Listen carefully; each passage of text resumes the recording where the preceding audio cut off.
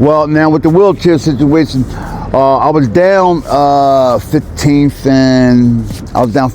and Lehigh one night, and it was I just had cop down here and went back, and I went to go to the ATM machine, and I noticed some young boys, they was in the store, but see, with me being out in these streets so long, like I know certain things when it goes on, and like the young boys, they sitting up there whispering, and then they looking at me. They don't know I'm looking at them. So I didn't take as much amount that I was going to take out.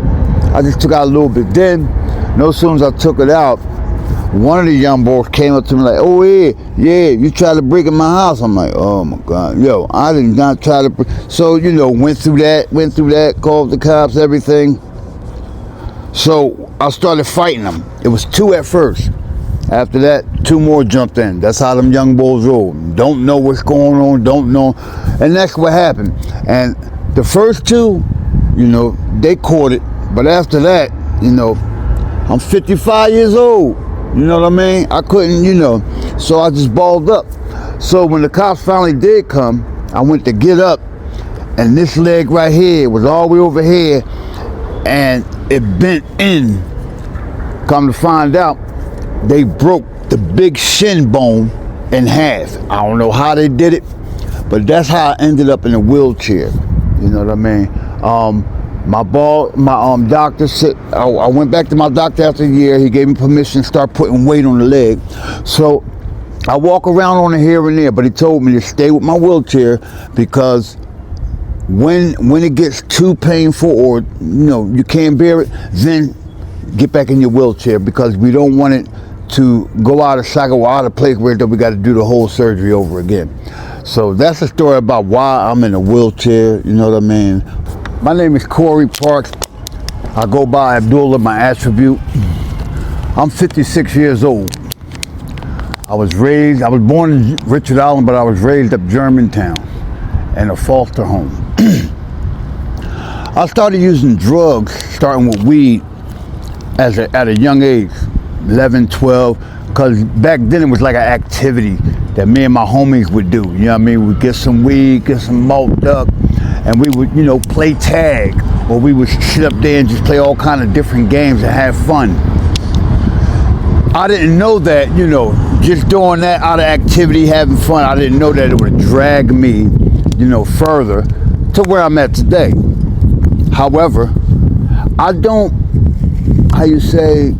I don't regret it. Why? Because what I've learned going through this addiction, what I've learned going through my constant setbacks, I learned one thing, and the main thing is everything that happened to me, everything that I did, all came from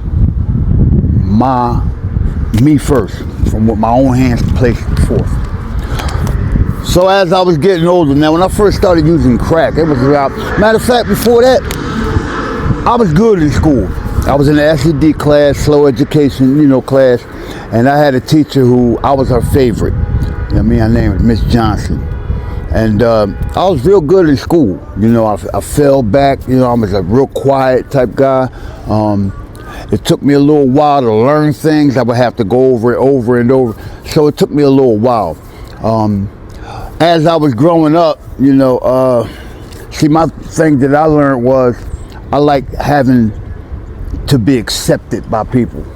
You see what I'm saying? That's when it all started, at the foster home, and trying to see my mom, and every time I tried to see her, it was a no-show, and that's been going on for about 5 years, you know what I mean? And it was me and my little brother. So, moving on, 1988, I came out from Cornwall Heights, security. I did 2 years, no more, no less, for a crime that I committed from drugs. Then, when I got out from that, the main thing hit me, and that was when I was introduced to crack cocaine. When I was introduced to crack cocaine, let me tell you something, all I can say is this. From 1988 to 2020, I can actually tell you how many years I had on the streets in them times, and it was only 18 years. The rest was in and out of jails. I was in and out of jail because one or two things, even doing little petty crimes or just not reporting. I refused to report. I always had that, rhythm about never to report. Then as I was going on, but when I found out, when I was in jail, I found out that I was a stand-up dude, you know what I mean? I'm Muslim, you know what I mean? And I like following the correct way of Islam, you see what I'm saying? And I found out that while I'm in prison, I'm a stand-up guy. I'm respected because I respect all. I give everybody their rights. However, I was also teaching Islamic classes in the jail. That's how all the youngins know me from in all four corners of Philadelphia. That's how they know me, from giving classes, Islamic classes in the jail. You know what I mean? And stand-up dude. What I couldn't understand was every time I got out, I kept sabotaging my own success. I done ran programs inside the jails. Like I said, stand-up dude. But then when I get out, I would always go back to that crack because I liked the way it made me feel. You know what I mean? It made me feel like I can just do whatever it is I want to do, whatever it is I need to do, not knowing that I was using all that energy for the wrong things. You know what I mean? And my crimes, it wouldn't be stuff like killing or nothing like that. It'd be little petty crimes, stealing from stores to get drugs. You know what I mean? Little dumb stuff like that. So then, about maybe 3 years ago, you know what I mean, I had got with this Muslim brother, and he had told me something that really, really, really I had to pay attention to, and it still sticks to my mind. He said, if you want to learn how to do right, he said, unlearn how to do wrong, meaning stop doing the wrong that you was doing. Because a lot of people think that everything that we went through was because of the drugs. No.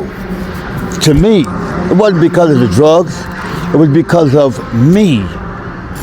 Anything that was lying dead on my heart, it came out. The drugs helped it to come out. So this is who I was.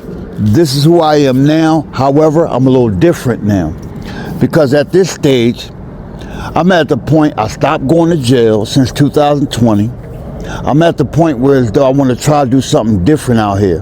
But I still keep taking little backslides because of the drug. Because it helps me like feel free from stressed out. You know what I mean? I go and I'll use drugs. Now I'm using it for pain, thinking that that's the best remedy. And it's not. It's not. It is not the best remedy. You know what I mean? I see these girls out here every day. I've been out here since 2000. Back and forth, back and forth. I done sold damn near at every corner down here. And when I come down here now, like to me, it's giving back. Like if any of the young sisters that I see out here working, you know what I mean? I try to talk them out of it. Because that's a scary situation. I knew 3 young girls who got killed viciously. One of them was a good friend of mine named Heather. You know what I mean? They found her right up under Allegheny Station, right up under the bridge, chopped up in a suitcase. You know what I mean? And she was good people's. You know what I mean? So when I come out here, like I come and talk to them. You know what I mean? They'll tell you like I don't do the tricking thing. I'm married. I got a beautiful wife. But I come down there to try to get back. Like if I see him, like, come on, I know you heard him. Come on, I take him, go get something to eat. If I got the money, I go get something to eat. If I got to get high, I'm thinking that helped. I give him some getting high to get the edge off, and then we'll start talking. But today, like I'm off and on with it now. Like I'm still backsliding here and there. I'm just gonna stay down here as long like I used to. You know what I mean? Because I'm trying, it's all about, I got matched up to my housing now, me and my wife, and I'm not trying to lose that. And if I stay out here, I'm going to lose that house. Why? Because I'm going to go through worrying about taking care of business out here and not taking care of business at home. And this is where I'm at today. You know what I mean? I hop, skip, and jump of getting high.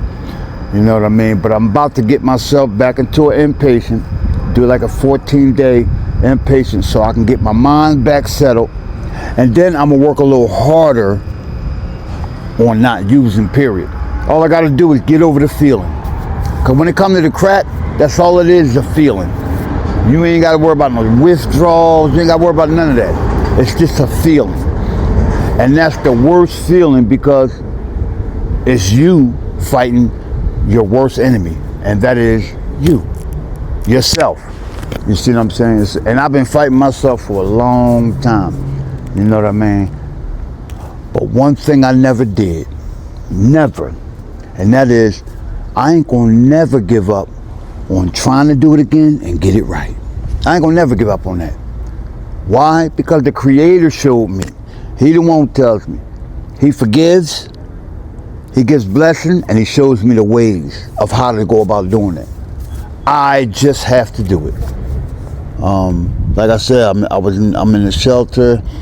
I got my housing. I got matched up, so I'm just waiting on that to come through, and you know. But I'm starting my outpatient Thursday, so you know I got an appointment for that. You know, because you know I can't be out here. I can't be out here. And I'm gonna tell you now, for anyone out there who think that it can't happen to you, believe me, it can happen to anybody. And it does happen to anybody. It's just with different things that we're addicted to that automatically harms us. The advice that I would give to the teenagers about drug addiction is this. They always had a passage that said, people, places, and things. That passage is so real. It's reality. Even with any religion, even with the God of your understanding, it tells you, stay away from certain people, stay away from certain areas, and stay away from certain things. It's going to be hard. However, just remember one thing. If you say you love yourself, bring it to reality. Because I used to always say I love myself, but I'm harming myself. So that's not showing no type of love. So if you say you love yourself, bring it to reality by not harming yourself. And don't allow others to harm you. Beautifully said. Abdul, you said? Abdullah, yes. Abdullah. Spell your Abdullah for us. Abdullah. Abdullah. Well, brother, thank you so much again for enlightening us. And we pray that better days come for you, man. No problem, man. We'll stay connected with you. You're part of the family now. And yes, if people sir. want to reach out to you, brother, to communicate with you, do you have an email or a way for them to contact you? No, I don't have no email right now, and I just lost my phone, so okay. I got to get another phone, you know. Well, we do follow-up, so the next time we see you, hopefully you'll have a phone. If not, we'll continue to there you go. Follow you and see what life takes no you, problem, brother. No problem. Thank you so family, much. Remember, y'all, don't be bitter. Be better, or don't be bitter, be blessed. We out there. There you go.